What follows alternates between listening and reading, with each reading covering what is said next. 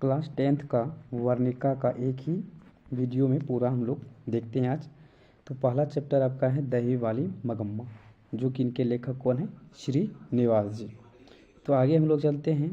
तो पहला क्वेश्चन है आपका, मगम्मा क्या बेचती थी। देखिए मगम्मा की अगर बात करेंगे तो क्या बेचती थी, दही। दूसरा है कि मगम्मा कहाँ की रहने वाली थी। तो ये आपका जो कि कहाँ की रहने वाली था, आलू फोकस गाँव की रहने वाली थी। चलिए आगे नेक्स्ट क्वेश्चन की अगर बात करेंगे, मगम्मा किस भाषा की कहानी। देखिए मगम्मा जो है किस भाषा की कहानी है, तो कन्नड़ भाषा की। मगम्मा किसके लिए मिठाई ले जा रही थी। देखिए मगम्मा जो मिठाई जो ले रही थी किसके लिए, तो पोता के लिए ले जा रही थी। आगे की दही वाली मगम्मा कहानी के अनुवादक कौन है। देखिए दही वाली मगम्मा के अनुवादक कौन थे, वी.आर. नारायण थे। चलिए नेक्स्ट क्वेश्चन की अगर बात करेंगे, इसमें मगम्मा को किससे विवाद था। देखिए मगम्मा किससे विवाद था। सातवां क्वेश्चन है, दही वाली मगम्मा शीर्षक पाठ में बहू ने सास से समझौता क्यों कर लिया था। देखिए क्योंकि वह मजबूरी से उससे क्या किए थे, समझौता कर लिए थे। चलिए नेक्स्ट क्वेश्चन की अगर बात करेंगे, बोल रहे हैं कि अमराई का कुआं कहाँ था। देखिए अमराई का जो कुआं था रास्ते में था, कहाँ था, रास्ते में था। चलिए नेक्स्ट क्वेश्चन है कि क्यों रे राक्षसी इस छोटे से बच्चे को क्यों पीट रही है, यह किसने कहा। देखिए यह किसने कहा, तो मगम्मा ने कहा। आगे बोल रहे हैं कि रंगप्पा कौन था। देखिए रंगप्पा कौन था, जुआरी था, जो कि लंपट थे। यह क्वेश्चन आपका जो है, यह इस बुक से जो है 10 नंबर का आपका क्वेश्चन पूछा जाएंगे। चलिए नेक्स्ट क्वेश्चन है कि बहू की मतलब मगम्मा की बहू का क्या नाम था। कि मगम्मा की बहू का नाम क्या थे, नजम्मा थे। क्या थे, नजम्मा। आगे बोल रहे हैं कि लड़का कुछ उद्यम करता है, तो उसे मारने का हक मुझे नहीं है, किसने कहा, तो ये नजम्मा का है। नेक्स्ट क्वेश्चन है कि घरवाले के रहते, क्या बोल रहे हैं, घरवाले के रहते एक अच्छी सारी नसीब नहीं हुई, ऐसा किसने कहा, तो किसने कहा, मगम्मा ने। आगे नेक्स्ट क्वेश्चन है कि दही वाली मगम्मा का शीर्षक पाठ में रास्ते में क्या, तो अमराई का कुआं था। चलिए नेक्स्ट क्वेश्चन बोल रहे हैं कि मगम्मा ने बहू को शादी में क्या क्या दिया था। देखिए मगम्मा ने बहू को शादी में क्या क्या थे, कर्णफूल, मंदक और झुमकी दिए थे। आगे नेक्स्ट क्वेश्चन है कि रंगप्पा मगम्मा से क्या चाहता। देखिए रंगप्पा जो मगम्मा से क्या चाहता था, ऋण लेना चाहते थे, मतलब पैसा लेना चाहता था। नेक्स्ट क्वेश्चन है कि श्रीनिवास का जन्म कब और कहाँ हुआ। देखिए श्रीनिवास का जन्म की अगर बात करेंगे तो 6 जून 1891 ईस्वी में कर्नाटक के कोलार में हुआ था। आगे बात करें कि श्रीनिवास जी का पूरा नाम क्या है। देखिए श्रीनिवास जी का पूरा नाम की अगर बात करें तो मास्ती वेंकटेश अयंगार थे। नेक्स्ट क्वेश्चन की बात करेंगे हम लोग, श्रीनिवास को किस पुरस्कार से सम्मानित किया गया। देखिए श्रीनिवास अगर बात करेंगे तो साहित्य अकादमी पुरस्कार से सम्मानित किए गए थे। आगे है क्वेश्चन कि श्रीनिवास को कब साहित्य अकादमी पुरस्कार से सम्मानित किया गया था, तो 1968। चलिए नेक्स्ट क्वेश्चन की अगर बात करेंगे, इसी में किसके लेखन के लिए श्रीनिवास को पुरस्कृत किया गया, तो ये आपका चन्नप्पा कैथेलगुलू के किया गया था। आगे है कर्नाटक की राजधानी कहाँ। देखिए कर्नाटक की राजधानी की अगर बात करें तो बेंगलोर है। चलिए नेक्स्ट क्वेश्चन है कि आपका होगा जाएगा चैप्टर दूसरा, ढहते विश्वास। देखिए ढहते विश्वास जो है ये 7 कोरी का होता है। ढहते विश्वास कहानी किस राज्य के विवाद से सुखाड़ से प्रभावित खाया गया था, तो ये आपका उड़ीसा। नेक्स्ट क्वेश्चन है कि ढहते विश्वास कहानी में स्कूल कहाँ है। देखिए ढहते विश्वास कहानी में स्कूल जो थे टीले के क्या थे, नीचे थे। नेक्स्ट क्वेश्चन अगर बात करेंगे, किस लेखक के कथा साहित्य का जीवन गहरी आंतरिकता के साथ प्रकट हुआ है, तो ये 7 कोरी होता है। ये पूरा कंप्लीट देख लेने के बाद आपको कंप्लीट ये क्वेश्चन से आपको 10 नंबर मिल जाएंगे, इसलिए आप जो है आराम से पूरा इस वीडियो को देख लीजिए, टोटली आपका क्वेश्चन इससे याद हो जाएंगे। बोल रहे हैं कौन हल्ला करके बाद से सबको सचेत कर रहा था, तो चंद्रा, गुणनिधि, अच्युत और शंकरा और मंकरा। आगे बात करें ढहते विश्वास की कहानी के संपादक कौन थे। देखिए ढहते विश्वास की कहानी के संपादक जो थे कौन थे, राजेंद्र प्रसाद मिश्र थे। नेक्स्ट क्वेश्चन की अगर बात करें, लक्ष्मी के बड़े लड़के का क्या नाम था। देखिए लक्ष्मी के बड़े लड़के का नाम की अगर बात करें तो अच्युत थे। कौन थे, अच्युत। आगे बढ़े, स्वेच्छा से सेवक दल का गठन किसने किया था। देखिए स्वेच्छा से सेवक दल का गठन की बात करेंगे तो गुणनिधि ने किया था। किसने किया था, गुणनिधि ने। चलिए नेक्स्ट क्वेश्चन बोले लक्ष्मण कहाँ नौकरी करता था। देखिए लक्ष्मण नौकरी जो करता था कहाँ करता था, कलकत्ता में करता था। चलिए नेक्स्ट क्वेश्चन बोले लक्ष्मी के पति का क्या नाम था। देखिए लक्ष्मी के पति के जो नाम था कौन क्या था, लक्ष्मण था। चलिए नेक्स्ट क्वेश्चन की अगर बात करेंगे, किस नदी के बांध के नीचे लक्ष्मी का घर था, तो ये आपका देवी बांध के। नेक्स्ट क्वेश्चन बोल रहे हैं कि सात कोरी किस भाषा के कथाकार हैं, तो ये आपका उड़िया भाषा के। ये क्वेश्चन भी आई है, बहुत बार पूछे हुए क्वेश्चन है। नेक्स्ट क्वेश्चन है कि लक्ष्मी देश कहानी का केंद्रीय पात्र है, तो ये आपके ढहते विश्वास का। नेक्स्ट क्वेश्चन बार की समस्या देश कहानी के केंद्र में है, तो किसके, तो ढहते विश्वास के। आगे बोल रहे हैं कि ढहते विश्वास के प्रमुख पात्र कौन। देखिए प्रमुख पात्र की अगर बात करेंगे तो कौन थे, लक्ष्मी। आगे है कि ढहते विश्वास किस भाषा मतलब किस भाषा की अनुदित कहानी है, तो ये आपके उड़िया। नेक्स्ट क्वेश्चन है कि तरोई, क्या बोल रहे हैं, तरोई के फूल की तरह खिलखिला कर हंसते लोग सहसा मुरझा गई, यह पंक्ति किस कहानी की है, तो ढहते विश्वास की। चलिए नेक्स्ट क्वेश्चन होगा, बारह बारिश से गांव के लड़के किस की निगरानी कर रहे थे, तो ढलाई बांध की। आगे बोल रहे हैं कि लक्ष्मी अपनी दोनों लड़कियों और साल भर के लड़के को सुलाकर कहाँ चली गई थी, तो कहाँ चली गई थी, गुहाल में। चलिए नेक्स्ट क्वेश्चन बोल रहे हैं कि घर पर दो लड़कियां और साल भर के लड़के को लेकर कौन अकेले रहती थी, तो कौन रहती थी, लक्ष्मी। बोल रहे हैं कि हल किराए पर लेकर बीघे भर जमीन में खेती कौन करती थी, तो कौन करती थी, लक्ष्मी करती थी। चलिए आगे बात करेंगे हम लोग लक्ष्मी के ससुर कैसे मरे, तो देखिए यह जो थे हीराकुंड बांध में काम करते समय पत्थर के नीचे वाग दबकर मर गए थे। आगे बोले पड़ोस का पढ़ाकू लड़का गुणनिधि कहाँ से लौटा था, तो ये आपके कहाँ से लौटा था, कटक से लौटा था। चलिए नेक्स्ट क्वेश्चन बोले लक्ष्मी किसके यहाँ छिटपुट काम करती थी, तो तहसीलदार के यहाँ काम करती थी, छिटपुट का काम। चलिए नेक्स्ट क्वेश्चन की अगर बात करेंगे हम लोग आगे, चैप्टर आपका पहले 24वां क्वेश्चन है कि शिव मंदिर किस वृक्ष के पास है, तो बरगद के पास। आगे बोले लक्ष्मी किस वृक्ष से अपनी साड़ी को लपेट लिया था, तो ये बरगद वृक्ष की। नेक्स्ट क्वेश्चन इसी में आपका आ रहा है कि टीले के नीचे स्कूल में कितने कमरे कितने लोग भरे गए थे, तो 4 कमरे में 200 लोग भर गए थे। नेक्स्ट क्वेश्चन बोल रहे हैं कि सात कोरी होता का जन्म कब और कहाँ हुआ था, तो आपका 29 अक्टूबर 1934 में, जो कि उड़ीसा के मयूरगंज में हुआ था। चलिए नेक्स्ट क्वेश्चन की बात करेंगे हम लोग इसी में, तो सात कोरी जो होता है किस भाषा के प्रमुख कथाकार है, तो ये आपका उड़िया का। आगे बोल रहे हैं कि सात कोरी जो होता है कि कितनी पुस्तकें प्रकाशित हो चुकी थी, तो आपका 12। आगे बोल रहे हैं ढहते विश्वास कहानी किससे संकलित है, यूरिया की चर्चित कहानियों से संकलित है या विभूति प्रकाशन से। चलिए आगे बोल रहे हैं कि उड़ीसा की राजधानी जो थी कहाँ है, तो भुवनेश्वर। चलिए नेक्स्ट चैप्टर आपका तीसरा है माँ चैप्टर जो लेखक है आपका ईश्वर पेटलीकर है। कौन है, ईश्वर पेटलीकर। माँ जो कहानी जो लिखे हैं, कौन लिखे हैं, ईश्वर पेटलीकर। आगे बोल रहे कौन सा महीना माँ के लिए आराध्य बन गया था, तो ये आपका अगहन जिस मास बोलते हैं।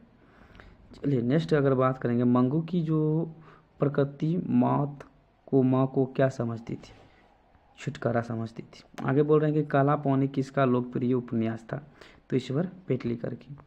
आगे नेक्स्ट क्वेश्चन है आपका कि अंदर किसी को देखने जाने का नियम नहीं है, किसने कहा था, तो मेंटन ने कहा था। आगे नेक्स्ट क्वेश्चन है कि मंगू को भर्ती करने के लिए माँ ने किस पत्र लिखकर बुलाया था, किसे लिखकर पत्र लिखकर बुलाया था, तो बड़े पुत्र को। चलिए नेक्स्ट क्वेश्चन बोल रहे हैं कि मंगू की बड़ी बहन का क्या नाम था, तो क्या थे, कमू थी। आगे नेक्स्ट क्वेश्चन आपका इसमें है कि ईश्वर पेटलीकर किस भाषा के कथाकार है, तो गुजराती। आप लोग भी कमेंट करके बता सकते हैं। आगे नेक्स्ट क्वेश्चन है कि मंगू जन्म से क्या कहती थी, मतलब क्या थी। देखिए मंगू जो जन्म से क्या थी, वो पागल और क्या थी, गूंगी थी। चलिए नेक्स्ट क्वेश्चन इसी माँ का है कि माँ कहानी किस लेखक द्वारा रचित है, तो ईश्वर पेटलीकर के द्वारा। आगे बोले मंगू की माँ अस्पताल के लिए किसकी उपमा देती है, तो गौशाला की। चलिए आगे नेक्स्ट क्वेश्चन इसी में आपका है कि ईश्वर पेटलीकर कहाँ के लिए प्रसिद्ध कथाकार है, तो ये आपका गुजरात के। चलिए मंगू को लोग कहाँ भर्ती करने की सलाह देते हैं, तो अस्पताल की। नेक्स्ट क्वेश्चन आपका है इसी में कि पागल अस्पताल में उपद्रवी मरीजों कैसे रखा जाता था, कमरे में बंद करके रखा जाता था। चलिए नेक्स्ट क्वेश्चन इसी में आके देखे थे हम लोग कि मंगू किस कहानी के पात्र हैं, तो माँ कहानी का। चलिए नेक्स्ट क्वेश्चन आपका है कि मंगू को अस्पताल में भर्ती करने के लिए माँ के पुत्र किससे ऑर्डर प्राप्त किया था, तो मजिस्ट्रेट से। चलिए नेक्स्ट क्वेश्चन की इसी में बात करेंगे। तो बोल रहे कि माँ को कितनी पुत्रियाँ थी, देखिए माँ को कितनी पुत्रियाँ थी, तो 2। नेक्स्ट क्वेश्चन बोल रहे हैं कि रात में रोशनी जलती रहने से नींद नहीं आती है, किसने कहा था, किसने कहा था, माँ ने।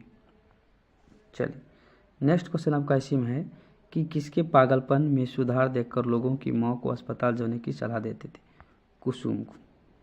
आगे बोले मंगू जिस अस्पताल में भर्ती होती थी वहाँ के कर्मचारी कैसे थे, तो व्यवहार क्या थे, कुशल थे। चलिए नेक्स्ट इसी में आपका है कि माँ जी मंगू के अस्पताल में भर्ती करने के बाद उसमें क्या परिवर्तन हुआ था, वह भी पागल हो गई थी। नेक्स्ट क्वेश्चन इसी में आपका है कि इस प्रकार पागल पुत्री को तो माँ ही पाल सकती, या किसकी उक्ति थी, मतलब किसकी बोली थी, तो समाज के लोगों की। चलिए आगे नेक्स्ट क्वेश्चन इसी में आपका है कि मंगू कितने वर्ष के थे, कितने वर्ष के थे, 14 वर्ष के। मंगू कहानी के संपादक कौन थे, तो गोपाल दास नागर थे। गुजरात की राजधानी कहाँ है आपका, तो ये आपका गांधीनगर है। चलिए नेक्स्ट क्वेश्चन आपका चौथा चैप्टर हो जाएगा नगर। नगर के जो लेखक है कौन है, तो सुजाता है। सुजाता का जन्म की अगर बात करें कब हुआ था, 3 मई 1935 ईस्वी में, जो कि चेन्नई के तमिलनाडु राज्य में हुआ था। चलिए नेक्स्ट अगर बात करेंगे पार्वती जो थी किस पर लेटी हुई थी, स्ट्रेचर पर। पार्वती किस पर लेटी हुई थी, स्ट्रेचर पर। आगे बोले तुलनात्मक व्याकरण किसकी रचना है, जबकि कॉल्ड वेल्ड की। पहले दिन पार्वती को क्या था, देखिए पहले दिन पे पार्वती को जो थे क्या थे, बुखार था। नेक्स्ट क्वेश्चन की अगर बात करेंगे इसी में, नगर कहानी में किस नगर का वर्णन किया गया था, तो मंदुरे की। आगे क्वेश्चन है कि सुजाता के लगभग कितनी कृतियाँ प्रकाशित हो चुकी थी, तो 25 से अधिक हो चुकी थी। आगे बोले नगर कहानी किस रचना से संकलित है, तो आधुनिक और तमिल कहानियों से। के ए जमुना द्वारा अनुदित जो कहानी थे कौन थे, तो ये आपका नगर। चलिए नेक्स्ट क्वेश्चन अगर बात इसी में देखते हैं हम लोग, तो नगर कहानी में क्या संदेश दिया गया था। देखिए नगर कहानी में जो संदेश दिया गया था, नारियों को शिक्षित होना आवश्यक है। पापती कौन थी, देखिए पापती एक बल्ली अमार की बेटी थी। आगे कौन बोल रहे हैं कि पापती अस्पताल में भर्ती क्यों नहीं हो पाई। देखिए पापती अस्पताल में इसलिए नहीं हो पाई क्योंकि बल्ली अमार की अशिक्षित होने के कारण बड़े डॉक्टर साहब पार्वती के संदर्भ में क्या आदेश दिए, तो देखिए आदेश दिए कि अस्पताल में भर्ती कराने हेतु दिए थे। आगे बात करते हैं कि पार्वती को कौन सा रोग था, देखिए मेनिनजाइटिस बीमारी था। नेक्स्ट क्वेश्चन है कि नगर कहानी किस भाषा से अनुदित कहानी है, तो ये आपका तमिल भाषा से। आगे बोल रहे हैं कि I want that girl admitted now, तो किसने कहा था, तो ये आपके बड़े डॉक्टर ने कहा था। आगे बात है कि वल्ली अमर किस गांव से आई थी, तो ये मोना डिप्टी से। आगे बोल रहे पापती बेहोश क्यों हो पड़ी थी, देखिए तेज बुखार के कारण जो वह बेहोश हो गई थी। आगे बोल रहे हैं कि सुजाता का जो वास्तविक जो नाम थी क्या थे, एस रंगराज था। और छोटे बच्चे किस रोग की चिंता किए बिना मिट्टी में खेले रहते थे, तो टिटनस। आगे बोल रहे हैं कि डॉक्टर के चारों ओर खड़े लोग किसकी सहायता से चेक कर रहे थे, आर्थोलम स्कोप से। आगे बोल रहे हैं बड़े डॉक्टर का नाम क्या था, देखिए बड़े डॉक्टर का नाम क्या था, डॉक्टर धनशेखर थे। आगे नेक्स्ट क्वेश्चन है इसी में आपका कि अरे हो आरामजादे किसकी उक्ति है, तो ये आपका वल्ली अमाल की। चलिए नेक्स्ट चैप्टर आपका 5वां है, धरती कब तक घूमेगी के लेखक कौन है, सावर दैया। अगर बात करेंगे धरती कब तक घूमेगी के कथाकार कौन है, तो आपका सावर दैया है। आगे बढ़ सीता को अपने घर में ही कैसा महसूस होता था, तो कैसा होता था, घुटन होता था। नेक्स्ट क्वेश्चन है कि धरती कब तक घूमेगी की कहानी के प्रमुख पात्र कौन थे, तो सीता थे। आगे बोले धरती कब तक घूमेगी, कहाँ की कहानी थी, ये आपके राजस्थान की। आगे बोल रहे हैं कि धरती कब तक घूमेगी कहानी में किसकी प्रधानता की गई थी, किसकी की गई थी, नारी की। आगे बोल रहे हैं कि धरती कब तक घूमेगी किस भाषा की रचना है, तो आपके राजस्थानी की। आगे बोल धरती कब तक घूमेगी कहाँ से संकलित है, तब के समकालीन भारतीय साहित्य से। आगे बोल सीता घर छोड़कर क्यों चली गई थी, क्योंकि देखिए उसे 50-50 रुपये देने की बात सुनकर। नेक्स्ट क्वेश्चन अगर बात करें इसी में, सीता के बड़े लड़के का नाम क्या था, तो क्या थे, कैलाश थे। और सीता के तीनों बेटों एवं बहुएं का नाम क्या थे, देखिए कैलाश के पत्नी का नाम राधा थे, और बिज्जू के जो पत्नी का नाम थे पुष्पा थे, और नारायण की पत्नी का नाम भामरी थी। नेक्स्ट आगे बोल रहे हैं कि अर्ध विक्षिप्त की अवस्था किसकी थी, तो किसकी थी, सीता की थी। सीता के छोटे लड़के का नाम क्या था, तो क्या थे, बिज्जू थे। आगे बात करेंगे हम लोग, कैलाश ने अपनी माँ को कितने रुपए प्रतिमाह देने की कहा था, कितने रुपए कहा था, 50 रुपए की। आगे बोले किसके भीतर आंसुओं का समंदर भर गए, तो देखिए सीता के। आगे बोले सीता कितने कितने महीने एक लड़के के पास रहती थी, तो 1 महीने। कितने महीने, 1 महीने। चलिए आगे बोल रहे हैं कि सीता आपने को क्या मानती थी, क्या मांगते थे, भिखारी समझती थी। आगे बात कर रहे हैं कि अरे अमरी दिखने के लिए रसमलाई भेजी है, क्या, किसने कहा, तो बिज्जू की पत्नी पुष्पा ने। तो आगे बोल रहे हैं कि यह बात अच्छी नहीं लगती है कि माँ इधर उधर लुढ़कती रहे, किसने कहा, तो कैलाश ने कहा। आगे बात है आपका कि भर आई आंखें पोंछकर किसने आकाश की ओर देखा, तो सीता ने। आगे बोले धरती कब तक घूमेगी कहानी किस लेखक के द्वारा अनुदित है, तो आपके सावरदैया। चलिए नेक्स्ट क्वेश्चन बोल रहे हैं कि सीता के कितने लड़के थे, तो 3 थे। नेक्स्ट क्वेश्चन बोल रहे हैं आगे इसमें, किस दिन सीता को लगा कि लापसी बहुत फीकी है, तो नरसिंह जी वाले दिन। सीता रोवांसी क्यों हो गई, देखिए सीता रोवांसी इसलिए हो गई क्योंकि वह काला ओढ़ना देखकर रोवांसी हो गई थी। आगे बोल रहे हैं इसमें नेक्स्ट क्वेश्चन कि क्या बोल रहे हैं, 3 बेटे देश 2 वक्त की रोटी और देश 1 माँ किस कहानी की पंक्ति, तो धरती कब तक घूमेगी की। तो thank you for watching video, धन्यवाद।